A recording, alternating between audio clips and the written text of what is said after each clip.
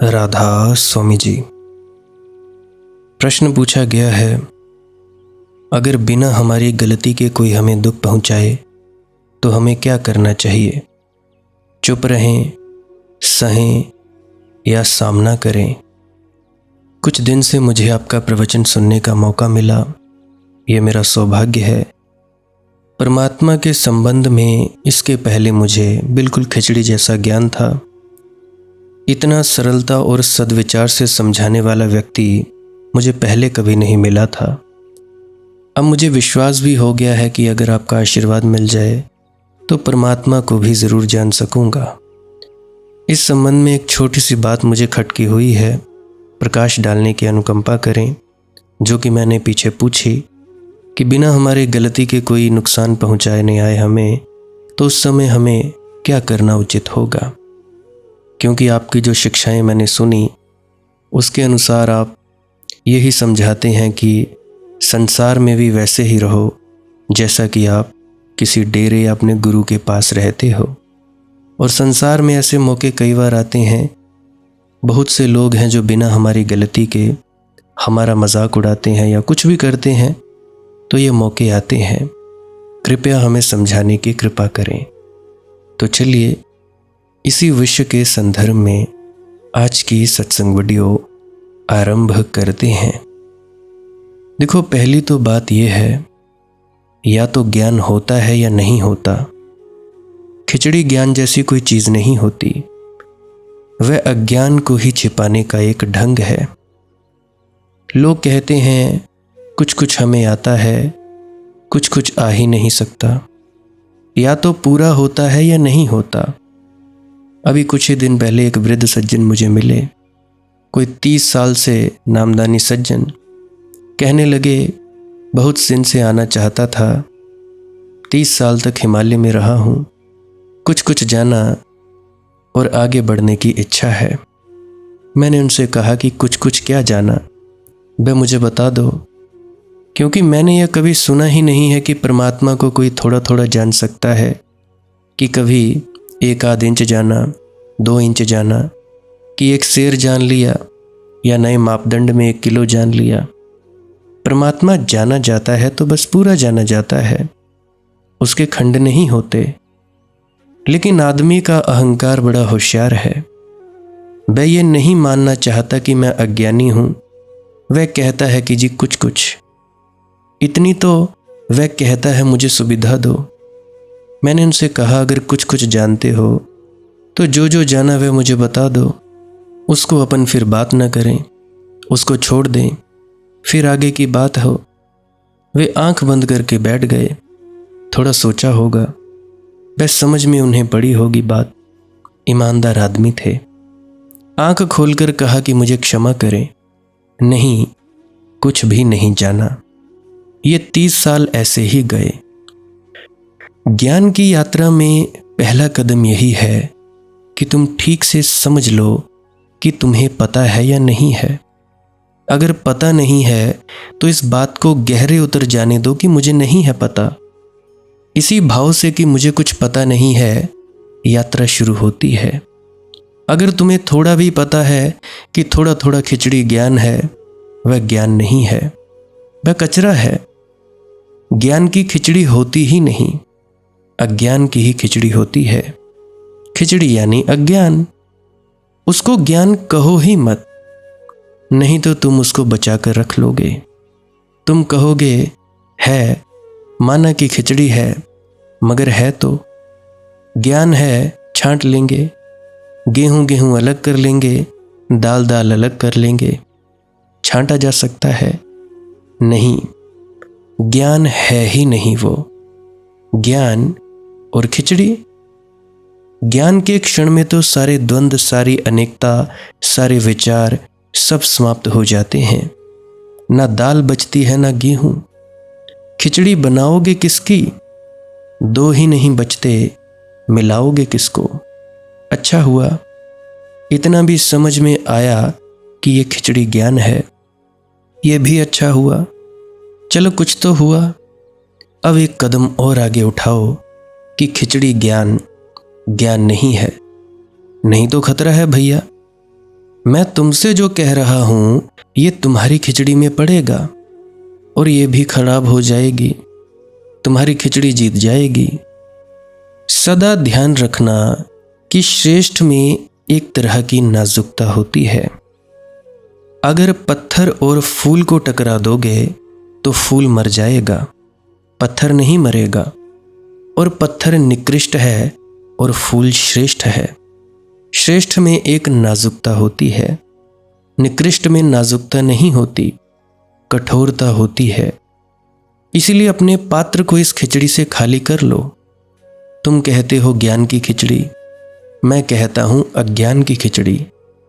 मगर इस खिचड़ी से अपने पात्र को खाली कर लो ताकि मैं तुम्हारे पात्र में जो डालना चाहता हूं वह तुम्हारी खिचड़ी में संयुक्त न हो जाए।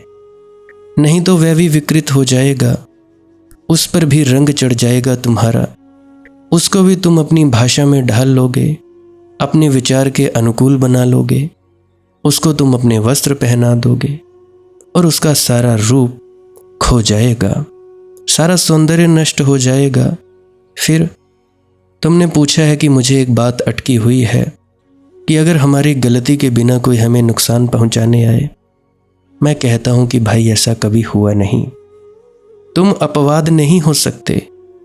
तुम्हारी गलती के बिना कोई तुम्हें नुकसान पहुंचाने आएगा ही क्यों?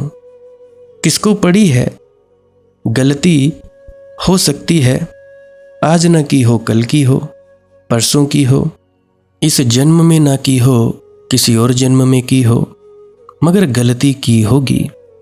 गलती के बिना किसको पड़ी है? किसको तुम में इतना रस है कि तुम्हें परेशान करे और खुद परेशान हो? एक आदमी महात्मा बुद्ध के ऊपर थूक गया। महात्मा बुद्ध ने चादर से मुंह पोंछ लिया और उससे कहा, भाई कुछ और कहना है? वह तो हक्का बक्का रह गया, क्योंकि वह तो सोचता था झगड़ा फसाद होगा, मारपीट होगी, डंडे चलेंगे, पिस्तौलें चलेंगी। मैं तो तैयारी करके ही आया था, गुंडों को बाहर बिठाकर आया था कि अगर मामला बिगड़ जाए तो बुला लूंगा। मगर महात्मा बुद्ध ने कहा, भाई क्या कुछ और कहना है? उसने कहा, और तो कुछ नहीं कहना है। तो महात्मा बुद्ध ने कहा कि फिर नमस्कार। बुद्ध के शिष्य आनंद ने कहा कि यह बात क्या है, आपने कुछ कहा नहीं। बुद्ध ने कहा कि मैं इसकी राह देखता था, इसका कभी अपमान किया है किसी जन्म में, राह देखता था। अगर इसका मिलन ना हो पाए तो फिर मुझे आना पड़ेगा। आज ये आ गया, अपने आप हिसाब किताब पूरा हो गया। अब इससे आगे मैं कोई और व्यवसाय जारी नहीं रखना चाहता। इसीलिए मैंने कहा, भाई कुछ और कहना है? नहीं तो नमस्कार। कुछ कहना हो तो कुछ कह दो। मुझे कुछ नहीं कहना है। मुझे इसमें अब आगे लेन देन नहीं करना है। अगर मैं कोई भी प्रतिक्रिया करूं, अच्छी या बुरी, दोनों हालत में संबंध बन जाएगा। अब तुम ज़्यादातर हिंदुस्तानी हो, भारत में रहने वाले लोग हैं जो मुझे सुनते हैं। अब आप लोगों ने देखा होगा, शादी ब्याह में जाते हो तो कुछ ना कुछ लेके जाते हो। पहले कपड़ों का रिवाज था, कपड़ों का लेन देन चलता था। आज पैसे देकर आते हैं, कार्ड में 500 दे दिए, 1000 दे दिए, 2000 दे दिए, जितनी श्रद्धाएं दे आते हो और उसके बाद अपना नाम लिखवा आते हो। क्यों लिखवा आते हो? ताकि जब तुम्हारे घर पे कोई कार्यक्रम हो तो वह पैसे लौटा दो। तो ये लेन देन है। जब लेन देन खत्म हुआ तो किसका क्या लेना, किसका नहीं देना। अक्सर तुम्हारे घर में भी ऐसा होता हुआ होगा कि भाई जब शादी में जाना है तो निकालो वो किताब जिसमें लिखा पड़ा है किसने कितने रुपए दिए हैं, उतने ही रुपए तुम लेके जाते हो। ऐसे ही करते हो कि नहीं करते हो? ज़्यादातर करते ही होंगे। जो भारत में रहता होगा वो तो तकरीबन ऐसे ही करते होंगे। बाकी देशों का मुझे ज़्यादा पता नहीं है। अब यही तुम फ़र्क समझो। जीसस ने कहा है, तुम्हारे एक गाल पर कोई चांटा मारे दूसरा कर देना। बुद्ध नहीं कहते कि एक गाल पर कोई चांटा मारे दूसरा कर देना। बुद्ध कहते हैं एक गाल पर कोई चांटा मारे धन्यवाद दे देना, दूसरा गाल मत करना। क्योंकि दूसरा गाल करने में तुम फिर कुछ कर्म कर रहे हो। अच्छा ही सही, मगर अच्छा भी बांध लेता है उतना ही जितना बुरा बांधता है। तुम कुछ करना ही मत। जो दूसरा कर रहा है उसको चुपचाप स्वीकार कर लेना। तुम्हारे किए का प्रत्युत्तर मिल गया, बात पूरी हो गई, बात समाप्त हो गई, ये लेन देन बंद हुआ, ये खाता समाप्त हुआ, तुम्हारी एक उपद्रव से मुक्ति हो गई। तुम कहते हो अगर हमारी गलती के बिना, मेरे मित्र ऐसा तो कभी होता ही नहीं। और अगर तुम्हारी गलती के बिना समझ लो तुम्हारा मन नहीं मानता, तुम यही सोचते हो कि हमारी गलती के बिना ही कोई हमें परेशान कराया है, तो अपनी गलती के लिए वह भोगेगा। तुम चिंता में क्यों पड़ते हो? तुम उत्तर देने की विचारणा में मत पड़ो, क्योंकि उत्तर देने में तुम उलझ जाओगे, उसके साथ गुंथ जाओगे, बंध जाओगे। यही तो कर्म का जाल है। समझो, तुम्हारी गलती से या तुम्हारी ना गलती से, मैं तो कहता हूं कि तुम्हारी गलती के बिना नहीं हो सकता, लेकिन तुम्हें अगर ये समझ में ना आए, क्योंकि ये समझने के लिए बड़ी अंतर्दृष्टि चाहिए पड़ेगी। तुम्हारी गलती के बिना ही सही, कोई बात नहीं, कोई गलत कर रहा है, तुम परमात्मा पर छोड़ दो, उसकी जो मर्जी। तुम इसे एक परीक्षा समझो कि तुम्हें एक अवसर मिला शांत होने के लिए, तुम्हें एक चुनौती मिली कि विपरीत परिस्थिति में तुम मौन रह सकते हो या नहीं। जब कोई तुम्हें उकसाए तब तुम उकसाए रह सकते हो या नहीं। जब कोई गाली दे तब तुम शांत रह सकते हो या नहीं। एक तुम्हें मौका मिला, इस आदमी को धन्यवाद दो, इसने तुम्हें एक अवसर दिया। इसने गाली दी या तुम्हें नुकसान पहुंचाया और तुम अछूते रहे, तुमने कोई जवाब ना दिया, जैसे कुछ हुआ ही नहीं। तुम्हारी चेतना ऐसे रही जैसे कुछ हुआ ही नहीं, जैसे यह आदमी आया ही नहीं, इसने गाली दी ही नहीं, जैसे एक सपने में हुआ या तुमने एक फिल्म में देखा या कहानी पढ़ी, मगर तुम्हें इससे कुछ भी नहीं हुआ। तुम दूर ही रहे, तुम साक्षी रहे। ये साक्षी भाव ही मुक्ति का सूत्र है। फिर तुम्हारी गलती से हुआ या ना गलती से हुआ, कुछ लेना देना नहीं। दोनों हालत में एक ही काम करना है, साक्षी रहना है। अगर हमारी गलती के बिना कोई हमें नुकसान पहुंचाने आए, तो उस समय हमें क्या करना उचित होगा? देखो, कुछ भी करोगे तो अनुचित ही होगा, करना मात्र अनुचित होगा। साक्षी रहना ही उचित होगा। सिर्फ देखते रहना, जैसे तुम दृष्टा हो, जैसे ये बात किसी और के साथ की जा रही हो। तुम दर्शक मात्र हो, तुम इसके भोक्ता नहीं हो। ये तो सबसे ऊंची बात है। अगर हो सके तो साक्षी रहना। अगर ये ना हो सके, क्योंकि मैं जानता हूं ये कोई आसान बात तो नहीं है कि तुम साक्षी रह जाओ, और अगर साक्षी को जिंदगी भर साधोगे, संभालोगे, तो ही रह पाओगे। उस दिन के लिए मत बैठे रहना कि जब कोई गाली देगा तब साक्षी हो जाएंगे। उस दिन फिर तुम ना हो पाओगे। जब कोई स्तुति कर रहा हो तब भी साक्षी रहना, और जब कोई फूल मालाएं पहना रहा हो गले में तब भी साक्षी रहना। तभी गाली देते वक्त साक्षी हो पाओगे।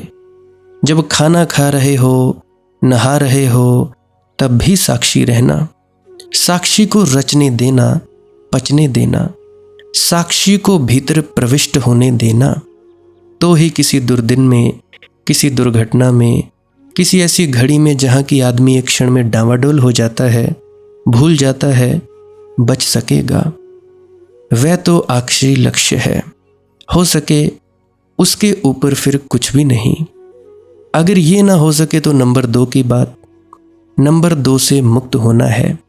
सिर्फ इसीलिए कह रहा हूं कि शायद नंबर 1 की बात अभी ना हो सके, होते होते होगी, लेकिन नंबर 2 की बात अगर करोगे तो नंबर 1 की बात सधने में सहारा मिलेगा।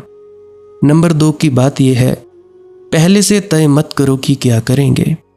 उस घड़ी जो हो जाए परमात्मा के ऊपर छोड़कर हो जाने देना।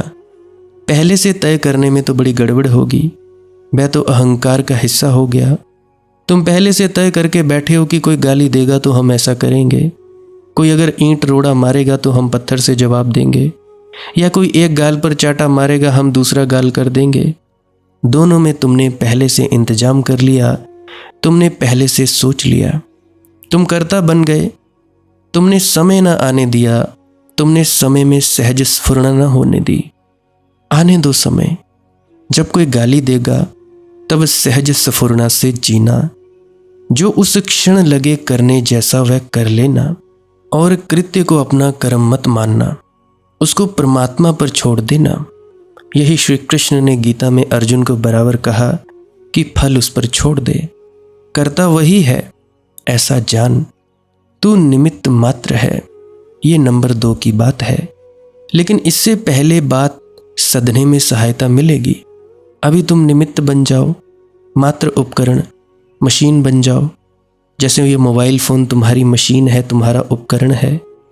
परमात्मा जो करवाना चाहे करवाए, तुम सिर्फ उसके लिए राजी रहो। फिर ना पछताना पीछे लौटकर, ना गौरव करना। तुम करता ही नहीं हो तो पछतावा किसको, गौरव किसको करना है। लौट कर ही मत देखना। जो हो गया, धीरे धीरे निमित्त बनते बनते साक्षी भी बन जाओगे। निमित्त साक्षी बनने की प्रक्रिया है, विधि है। और इसीलिए मैं कहता हूं संसार से मत भागो, रहो संसार में, क्योंकि वही निमित्त बनने का उपाय है, निमित्त बनने की चुनौती है, और वही साक्षी यानी गवाह मात्र बनने की संभावना है। अब जैसे देखो, तुम भजन सिमरन में बैठते हो। अब सिमरन जो तुम करते हो, शब्दों का जाप, उसका गवाह कौन है, उसका साक्षी कौन है? आप लोग खुद। अब ये जो शब्द धुन तुम लोग सुनते हो, सुनाई तुम्हें दे रही है, और सुन किसको रहे हो? शब्द धुन को। तो ये तुम्हें सुनाई दे रही है, तो अपने आप में ठहरना है। ये बाहर की कृत्य है। बाहर का कृत्य करते करते भीतर उतर जाओ। भीतर में भी जो कुछ दिखाई देता है उसके गवाह मात्र बने रहो। ये मत कहो कि ये हमें दिख गया जी तो ये मंजिल आ गई। मंजिल तो है अपने आप को जानना, ना कि किसी दूसरे को जानना। अब उदाहरण के लिए तुम्हें किसी संत, पीर, पैगंबर, महात्मा की शक्ल दिखाई दी। अब उससे क्या होगा? तुमने उसको जाना, खुद का जानना तो रह गया। तो इससे हम अपने गुरु महाराज की सेवा और गुरु महाराज का हुक्म कैसे मान रहे हैं? गुरु महाराज तो कहते हैं कि जी अपने आप को जानो, अपने आप दी पहचान करो, अपने आप दी पहचान करन तो बाद परमात्मा दी पहचान। तो इससे तो गुरु का वचन झूठा हो जाएगा ना। अगर गुरु की शक्ल भी देखी तब भी तो तुम लोगों ने अपने आप को नहीं जाना भाई। ये जो तुम लोग बोलते हो अंदर कुछ नहीं दिखा, ये दिख जाए जी, वो दिख जाए, मैंने ये देखा वो देखा, तो ये जो भी देखना है तो अलग ना। अब तुम आंख खोलकर बाहरी संसार को देखते हो, बाहरी संसार को देखते हो, टेबल है, चेयर है, कुछ भी है तुम्हारे पास, बर्तन है, सड़क है, गाड़ियां हैं।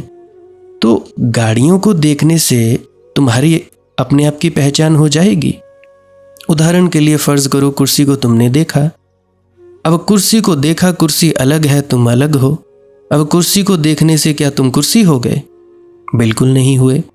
अगर कुर्सी को देखने से तुम कुर्सी नहीं होते तो अंतस में गुरु की शक्ल या स्वरूप का अंदर प्रकट हो जाने से तुम गुरु कैसे हो जाओगे? तुम उसका स्वरूप कैसे हो जाओगे भाई? अब नमक है, पानी में घुल जाता है, पानी में मिलता नहीं। पानी में क्या मिलता है? पानी ही मिलता है। मिट्टी में क्या मिलता है? मिट्टी ही मिलती है। घुल सकता है नमक पानी में, मिल नहीं सकता। उसी प्रकार से तुम लोग सोचते हो कि अंतस में किसी हमारे प्रियतम का दर्शन हो जाए तो वो दर्शन असली दर्शन नहीं है। वो दर्शन इस बात का सूचक है कि तुम्हारी एकाग्रता का कोर्स पूरा हुआ, पूरी हो गई एकाग्रता। अब तुम उसके आगे चलो, उसको छोड़ दो, उसको बोलो कि भाई हम और आगे जाएंगे, ये भी एक पड़ाव था, और आगे चलेंगे, तब जाकर कुछ हो सकता है। इस भूल में मत रहो, इस भ्रम में मत रहो कि ये जो भी स्वरूप या शक्ल पदार्थ दिख रही है, इसको जान लेने से मैंने खुद को जान लिया। थोड़ी तो बुद्धि लगाओ भैया, थोड़ा तो सोचो समझो कि मैं कह क्या रहा हूँ। अब इसके अलावा मेरे पास और कोई आसान तरीका नहीं है।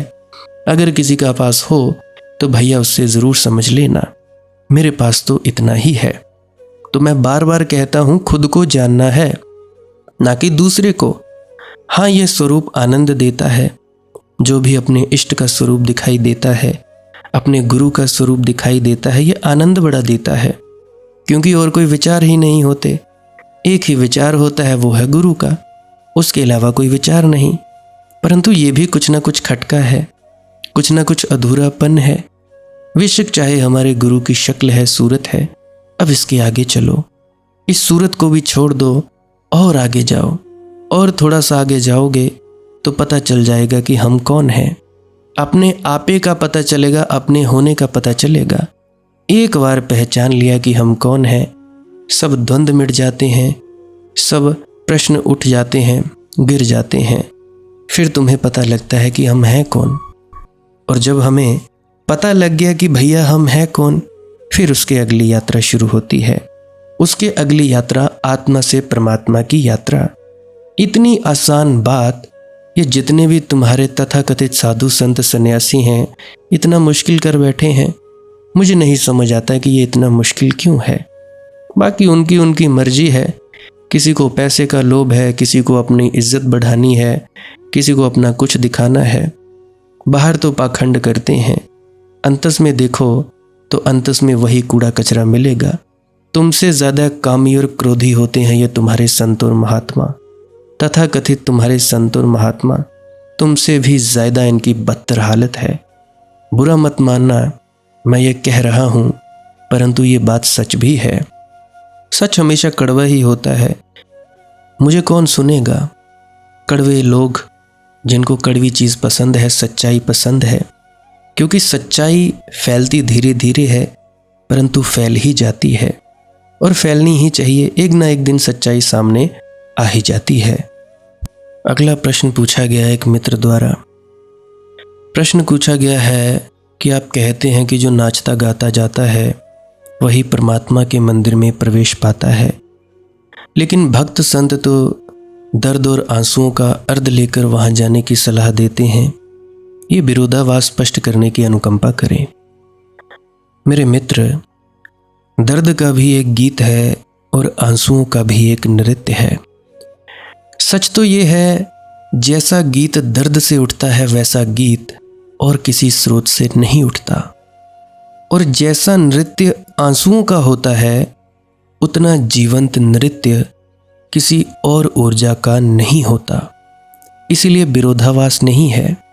नाचते गाते जाओ।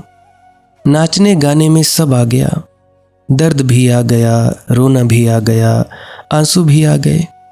और जब मैं कहता हूँ नाचते गाते जाओ तो मैं यही कह रहा हूँ, आस्था से भरे हुए जाओ, मिलन होगा। मिलन होना सुनिश्चित है, इसमें रत्ती भर संदेह नहीं है। दर्द तो होता है, जब तक मिलन नहीं हुआ तो दुख भी होता है, पीड़ा भी होती है। कोई मेरे दिल से पूछे तेरे तीर नीमकश को, कोई मेरे दिल से पूछे तेरे तीरे नीमकश को, ये खलिश कहाँ से होती जो जिगर के पार होता। वह जो तीर लगा है वह छिद गया है, पार भी नहीं हो गया है, इसीलिए बड़ी खलिश होती है। परमात्मा को पाना है, ये तीर की तरह चुभी है बात हृदय में, जड़ बुद्धियों को पता नहीं चलती। संवेदनशील इसको अनुभव कर लेते हैं कि तीर की तरह चुभी है बात, बिरह का अनुभव होता है। हम भटक रहे हैं, खोज रहे हैं, प्यासे हैं, भूखे हैं, शरण चाहते हैं, कोई जगह चाहते हैं जहां निश्चिंत होकर विश्राम को उपलब्ध हो जाएं। कोई आकाश चाहते हैं जहां हम लीन हो जाएं। कोई मेरे दिल से पूछे तेरे तीरे नीमकश को, ये खलिश कहाँ से होती जो जिगर के पार होता। लेकिन भक्त भगवान को इस तरह बिरह के लिए भी धन्यवाद देता है। कोई मेरे दिल से पूछे, वह कहता है कोई मेरे दिल से पूछे, अच्छा ही किया जो तूने तीर मारा और दिल के पार ना हुआ, चुभकर रह गया, नहीं तो ये खलिश कहाँ से होती, ये बिरह अग्नि कैसे जलती, ये प्यास कैसे उठती, मैं तेरी खोज पर कैसे निकलता। खूब किया तूने कि जलाया, नहीं तो ये प्रार्थना कैसे जन्मती। खूब किया कि तूने तड़फाया, क्योंकि इंतजार के भी मजे हैं। दर्द से भक्त घबराता नहीं, दर्द को गाता है। इशरते कतरा है दरिया में फना हो जाना, दर्द का हद से गुजर जाना है दवा हो जाना। वह जानता है इस राज को, धीरे धीरे अनुभव करने लगता है कि जैसे जैसे दर्द बढ़ता है वैसे वैसे दर्द की मिठास बढ़ती है। भक्त का दर्द बड़ा मीठा दर्द है। दर्द ही नहीं है, उसमें बड़ा रस भरा हुआ है। इशरते कतरा है दरिया में फना हो जाना, दर्द का हद से गुजरना है दवा हो जाना। एक हद के पार जब पीड़ा पहुंच जाती है, इतनी बड़ी हो जाती है कि उस पीड़ा में भक्त बिल्कुल डूब जाता है, जैसे बूंद सागर में गिरकर खो जाए। मोहब्बत का एजाज मैं क्या कहूँ, बढ़ा दर्द बढ़कर दवा हो गया। जानोगे एक दिन की पीड़ा एक दिन पीड़ा से मुक्ति का कारण हो जाती है, इतनी बढ़ जाती है। मोहब्बत का एजाज मैं क्या कहूँ, प्रेम की गरिमा कहीं नहीं जाती, कहना मुश्किल है। मोहब्बत का एजाज मैं क्या कहूँ, बढ़ा दर्द बढ़कर दवा हो गया। बढ़ने दो दर्द, मगर दर्द गीत है, दर्द गाता हुआ है, नाचता हुआ है। दर्द उदास नहीं है, पीड़ा मधुर है, मीठी है। और फिर ये जो पीड़ा है छिपती नहीं, भक्त के आंसुओं से निकलोगे, भक्त के नृत्य से निकलेगी, भक्त के गीत में निकलेगी, भक्त के मौन में निकलेगी। प्रेम छिपायो ना छिपे, जा घट प्रगट होए, जो पै मुख बोले नहीं, नैन देत है रोए। शायद शब्द ना भी कहें तो आंखें रोक कर कह देंगी, अगर वह भी कहने का उपाय है। तुमने पूछा, आप कहते हैं जो नाचता गाता जाता है वही परमात्मा के मंदिर में प्रवेश पाता है। लेकिन भक्त संत तो दर्द और आंसुओं का अर्थ लेकर वहां जाने की सलाह देते हैं।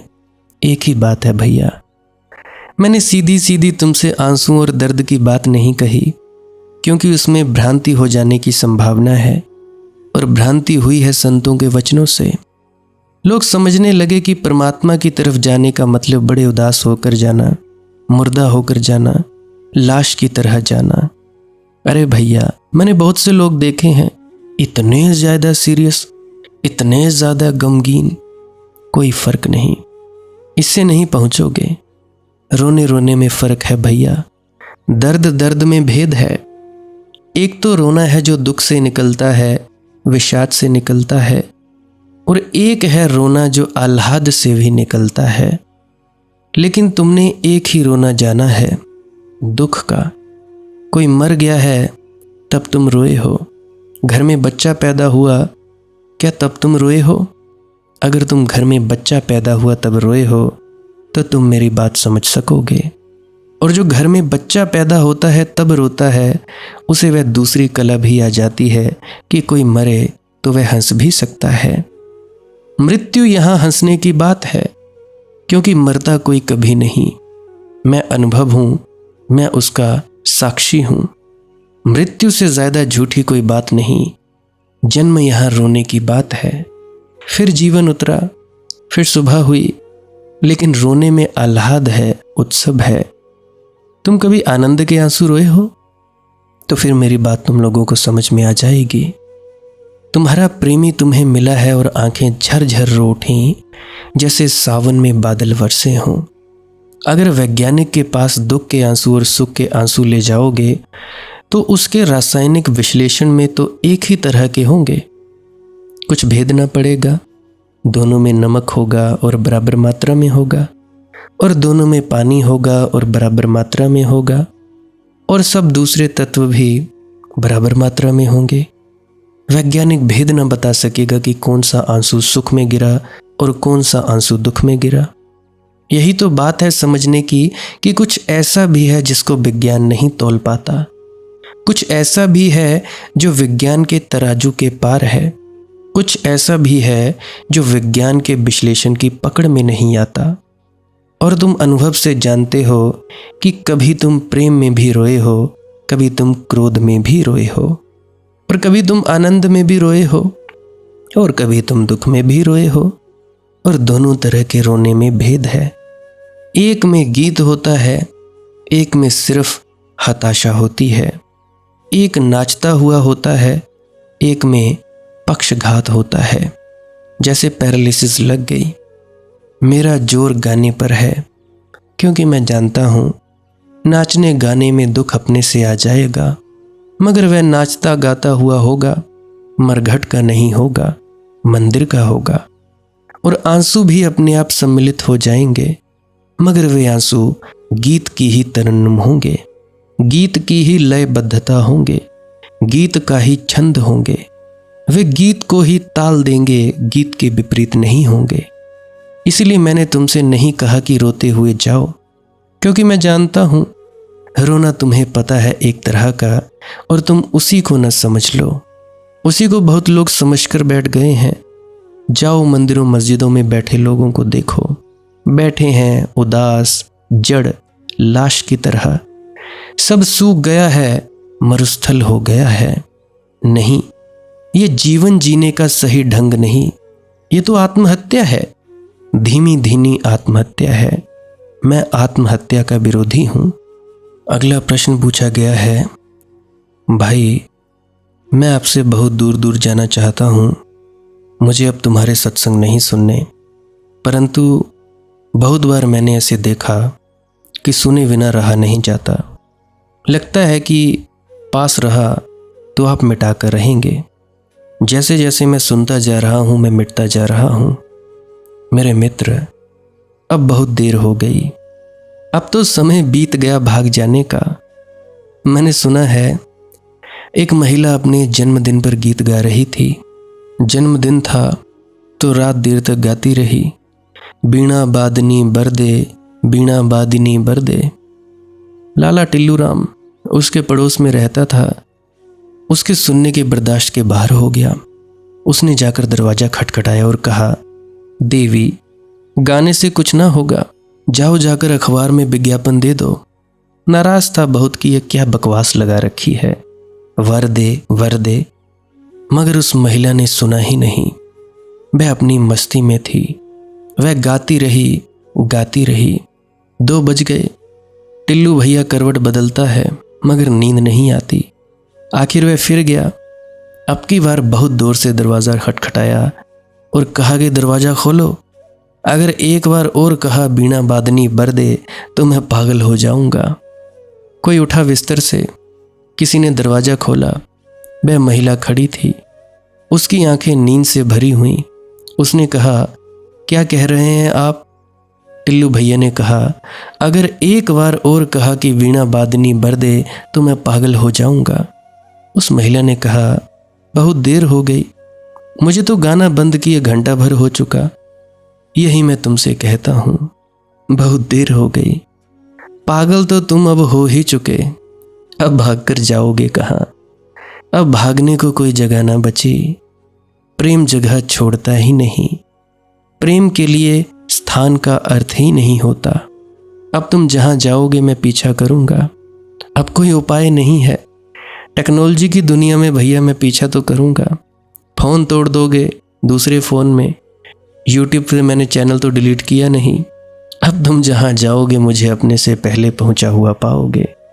टेक्नोलॉजी इतनी ज़बरदस्त है भाई, तुम जाकर बैठ जाओगे हिमालय की गुफा में, तुम मुझे गुफा में बैठा हुआ पाओगे। मेरे शब्द तुम्हें वहाँ सुनाई पड़ेंगे, मेरी आंखें वहाँ तुम्हें दिखाई पड़ेंगी। अगर तुमने देखी होंगी तो। अब देर हो गई। तुम कहते हो मैं बहुत दूर चला जाना चाहता हूँ, बहुत बहुत पास ही आ जाओ। अगर सच में ही मुझसे मुक्त होना है तो बहुत बहुत पास आओ, तुम मुझसे मुक्त हो जाओगे। और मैं ये नहीं कहता हूँ कि तुम इस देह के पास आओ।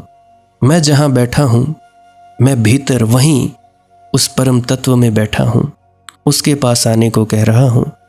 ये तुम मेरी इस मिट्टी की ढेले के पास आओगे तब तो तुम बड़ी मूर्खता करोगे। मैं कहता हूँ तुम वहीं पहुँच जाओ जहाँ पे मैं हूँ। वही उपाय है मुक्त होने का। गुरु से मुक्त होने का एक ही उपाय है, उसके इतने पास आ जाओ कि तुम उससे गुजर जाओ और परमात्मा में प्रवेश हो जाए। गुरु तो द्वार है, द्वार से गुजरना होता है। गुजर गए फिर बात समाप्त हो गई।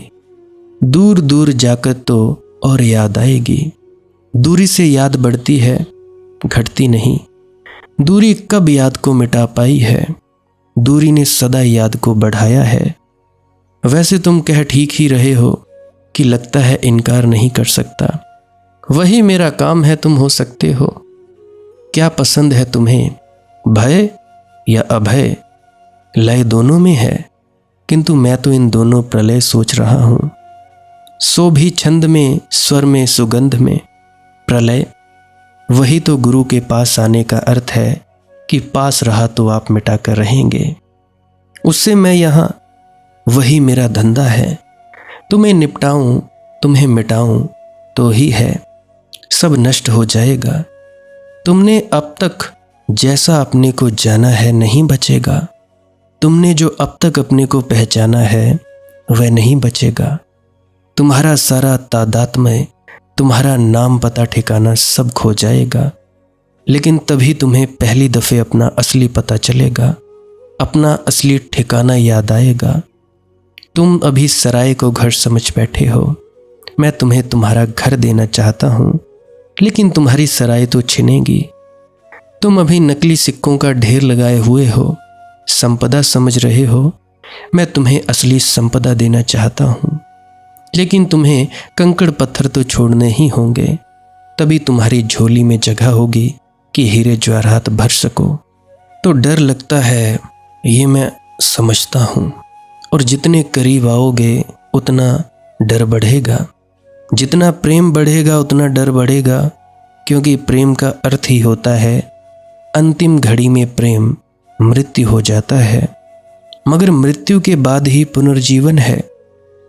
खुदा जाने क्या आफतें सर पर आए, उन्हें आज फिर मेहरबान देखता हूं।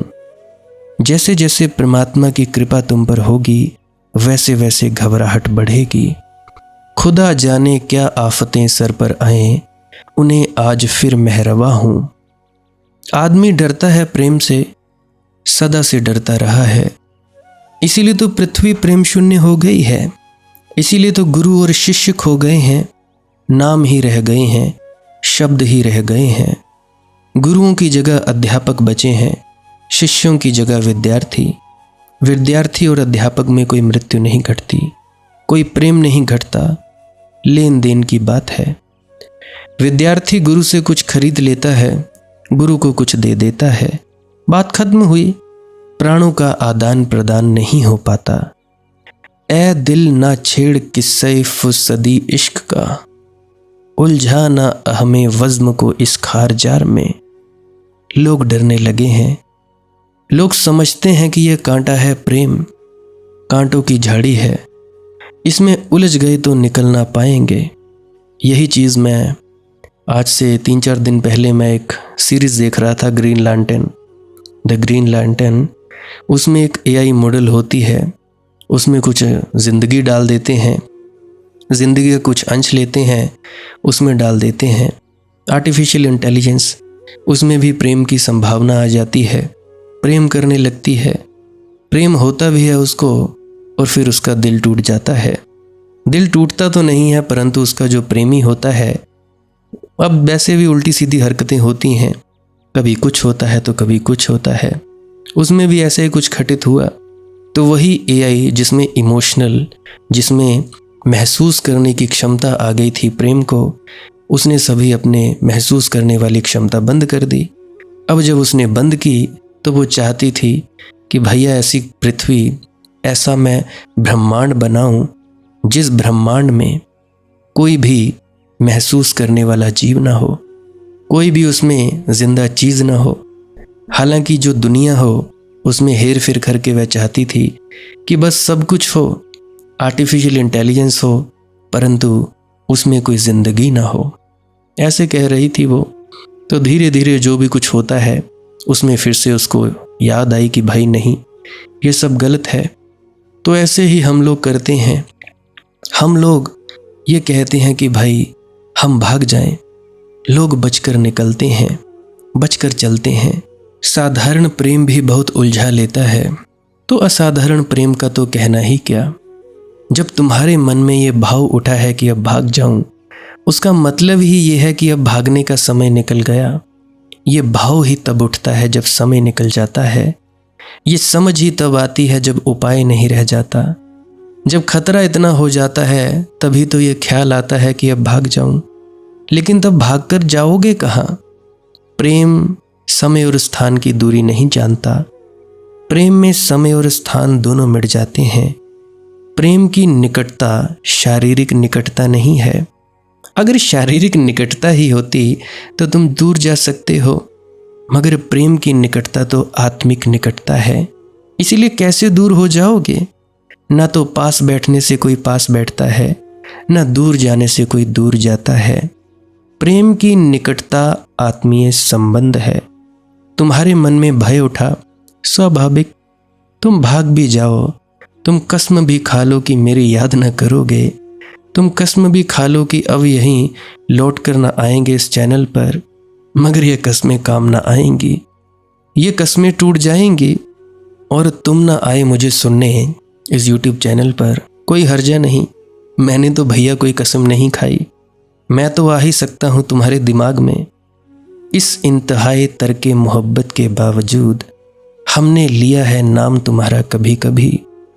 छोड़ भी दोगे, कसम खा लोगे कि अब नहीं नाम लेंगे, मगर फिर भी ये नाम आ जाएगा जुबान पर, फिर भी ये याद आ जाएगी। यह याद बस गई अब, इसने तुम्हारे भीतर घर कर लिया। यह घर जब कर लेती है तभी भागने का सवाल उठता है, मगर तब तक सदा देर हो गई होती है। मुझे एक कविता याद आती है, किसी प्रेयसी ने गाई है, प्रेमिका ने। मैं तेरे गम से बहुत दूर चली जाऊंगी, तुझको एक यास का उन्वान बना जाऊंगी।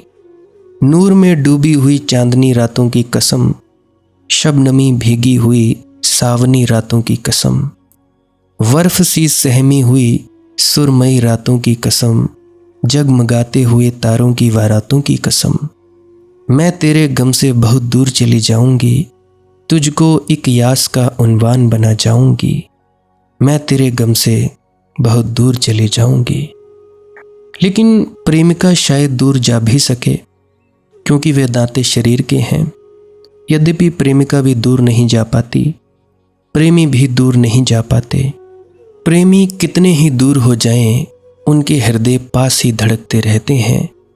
लेकिन फिर भी शारीरिक प्रेम में तो ये संभव है कि कोई दूर चला जाए, कस्में खा ले, दूर हट जाए, प्रेम का खतरा देखे और अपने को बचा ले। लेकिन आत्मिक प्रेम में तो ये संभव ही नहीं। तुम्हारा मेरी देह से थोड़ी नाता है। अगर तुमने मुझे देखा तो बड़ी दूर से देखा, वीडियो कॉल पे देखा होगा, या वैसे व्हाट्सएप पर फोटो भेज दी होगी मैंने, आवाज़ ही सुनी है भाई। मेरा तुम्हारी देह से नाता ही नहीं है। ये नाता किसी और लोक का है, ये नाता किसी दूसरे जगत का है। जब एक बार बन जाता है तो बन गया। जिंदगी में भी ये नाता रहेगा, मौत में भी ये नाता रहेगा। तुम शरीर भी छोड़कर चले जाओगे तो भी ये नाता टूटने वाला नहीं। इसीलिए अब दूर जाने की बजाय दूर जाने में जितनी शक्ति लगाओगे, अच्छा होगा पास आने में ही लगाओ। पास ही आ जाओ, वहीं बैठा हूँ। इतने पास आ जाओ कि दो पन न रह जाए, दुई न रह जाए। और एक बार भी तुम्हारे जीवन में किसी के साथ भी इतनी आत्मीयता की प्रतीति हो जाए कि दुई मिट जाए, तो परमात्मा की पहली झलक तुम्हारे जीवन में आ गई। क्योंकि परमात्मा दो के पार है। एक झरोखा खुला, मुझे एक झरोखा बना लो। कभी सोचा है क्या हो अगर एक क्षण के लिए तुम मैं और तू को भूल जाओ? अगर एक पल को भी कोई ऐसा व्यक्ति तुम्हारे जीवन में उतर जाए जिससे जुड़कर तुम ये भूल जाओ कि तुम अलग हो, तो समझ लेना परमात्मा की पहली झलक तुम्हारे भीतर उतर गई है। दुनिया में हम सब दो में जीते हैं, मैं और तू, अपना और पराया। पर असली सत्य दो के पार है। जब तुम किसी से इस कदर जुड़ जाते हो कि बीच में कोई भेद नहीं बचता, जहां तुम ये नहीं कह सकते कि ये मैं हूं और ये वो है, वहीं से परमात्मा की अनुभूति होनी शुरू होती है। एक झरोखा खुलता है अदृश्य की ओर, अनजाने की ओर, परम की ओर। और यह झरोखा किसी पाठशाला से नहीं खुलता, पाठशाला में नहीं खुलता, किसी ग्रंथों के पन्नों में नहीं, बल्कि तुम्हारे हृदय के भीतर खुलता है किसी आत्मीय क्षण में। आत्मीयता ये कोई शब्द नहीं है, यह एक अनुभव है। और जब यह अनुभव होता है सिर्फ एक बार, तो दुनिया के सारे दरवाजे खुल जाते हैं। तब तुम पूछते नहीं परमात्मा कहाँ है, क्योंकि तुम जान लेते हो परमात्मा यही है। जहाँ दो मिट जाएं, वहाँ एक का प्रकट होना निश्चित है। यही कारण है कि सच्चे प्रेम में, गहरी मित्रता में, या उस एक पल में जब माँ अपने बच्चे को देखती है, वहाँ दुई नहीं बचती। वहाँ केवल एकता का स्पंदन होता है। और वही क्षण परमात्मा की पहली झलक है। पर यह झलक सभी को क्यों नहीं मिलती? क्योंकि हम जीवन भर मैं को पकड़कर बैठे रहते हैं। हम डरते हैं, अगर मैंने खुद को किसी और में खो दिया तो क्या रह जाएगा। लेकिन सच यही है, जो खुद को खोने को तैयार है वही परमात्मा को पा सकता है। जो अपनी पहचान की दीवार गिरा देता है, जो अपने स्वयं को इतना तरल बना देता है कि वह किसी और में बह सके, उसी के भीतर वो झरोखा खुलता है। पर ध्यान देना, यह झरोखा हमेशा खुला नहीं रहता। यह क्षण भंगुर है। यह सिर्फ उन्हीं को दर्शन देता है जो पूर्ण समर्पण में डूब जाते हैं। तुम्हें किसी किताब की जरूरत नहीं, किसी मंदिर, मस्जिद या गुरुद्वारे की भी नहीं। अगर तुम्हारे जीवन में एक बार भी किसी के साथ ऐसी आत्मीयता बनी हो कि तुम्हें खुद की ही सुध-बुध न रही हो, तो समझो परमात्मा तुम्हारे पास से गुजरा है। तुमने उसके कदमों की आहट सुनी है, तुमने उसकी महक महसूस की है, और अब उसे पूरी तरह जानना संभव है। यह दुनिया जहां हर रिश्ते नाते में लेन देन खोजते हैं, वहां आत्मीयता दुर्लभ है। क्योंकि आत्मीयता स्वार्थ नहीं जानती, वह देना जानती है, पिघल जाना जानती है, एक हो जाना जानती है। यही कारण है कि संत, योगी और सूफी कह गए हैं, जिस दिन तुम किसी से इतना जुड़ोगे कि तुम बचे ही नहीं, बस वो दिन परमात्मा का दिन होगा। उस दिन तुम्हारे भीतर न ज्ञान की आवश्यकता बचेगी, न उपदेश की, और न ही पूजा की। क्योंकि तब तुम अनुभव करोगे परमात्मा ज्ञान नहीं है, एकता है। ध्यान नहीं, जाना जाना है।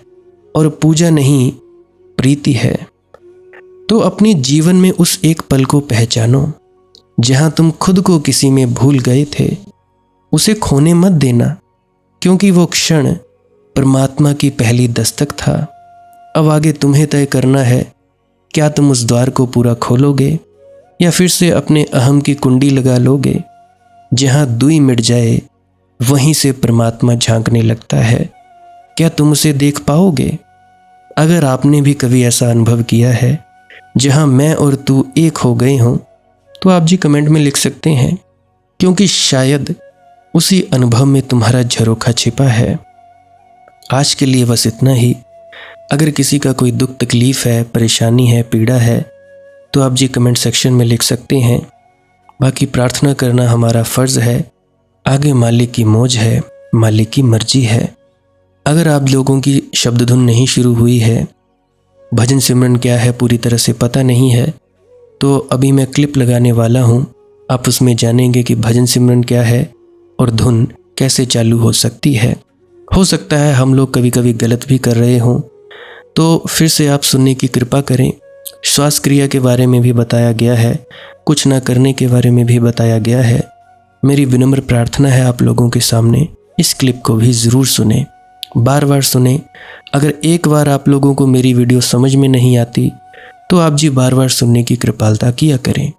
हो सकता है कि अगर एक बार नहीं समझ आए तो 4-5 बार समझ आ जाए, 5-10 बार सुनो। अगर फिर भी समझ में नहीं आए, तो इतना ध्यान में दे लेना कि भाई जो भी बोला गया है उसके द्वारा कुछ ऊर्जा, कुछ शक्ति आपके कानों के जरिए आपके हृदय में प्रविष्ट हो जाएगी।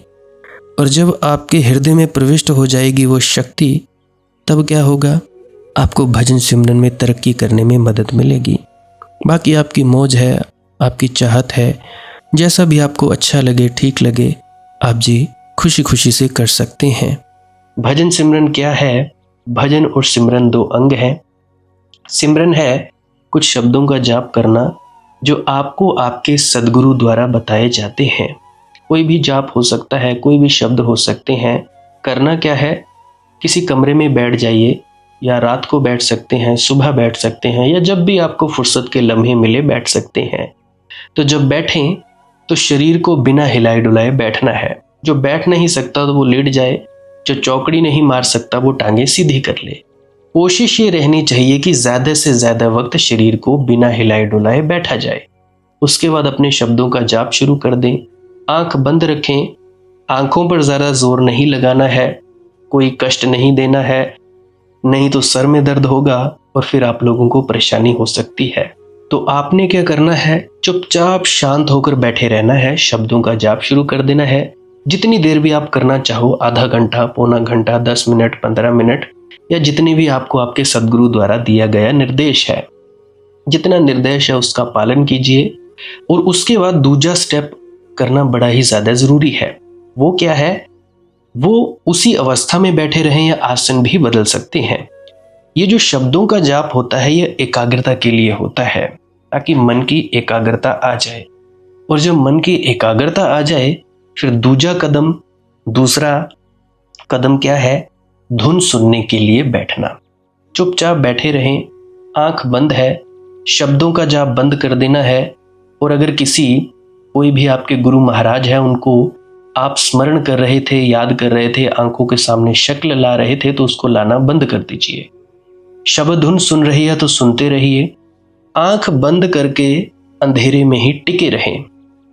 टिके रहना है और ये इच्छा नहीं करनी है कि कुछ दिखे, कहीं पहुंचा जाए, परमात्मा को पाना है, ये करना है, वो करना है।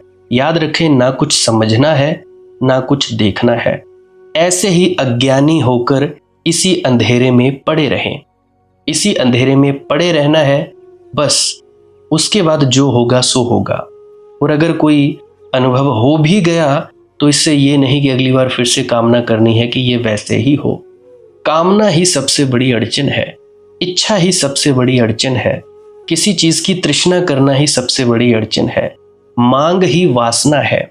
अगर परमात्मा चाहिए तो कुछ नहीं मांगना है, चुपचाप बस बैठो, अपने आराम में बैठो, अपने विश्राम में बैठो। धीरे धीरे धीरे वो होगा जो होना चाहिए। अगर मैं ज़्यादा बोलूँगा तो आप लोग फिर से उसकी कल्पना कर लोगे कि जी ऐसा होता है, खंड ब्रह्मांड ऐसे होते हैं, चांद तारे दिखेंगे, फलाना ढिकाना। तो मैं ऐसा नहीं कहूँगा। मैं बस इतना कहूँगा, जो कुछ दिखता है, कुछ भी दिख जाए, वो मन है, वो माया है। जो नहीं दिखता वही आत्मा है, वही आत्मा में होना है। अब जैसा कि तुम लोग इसी अंधेरे में टिके रहोगे, तो कुछ दिनों के बाद या महीनों के बाद एक प्रकाश आएगा। वो प्रकाश पूरे शरीर में फैलता जाएगा और धीरे धीरे तुम इस प्रकाश के सहारे अपने आप में स्थित होगे।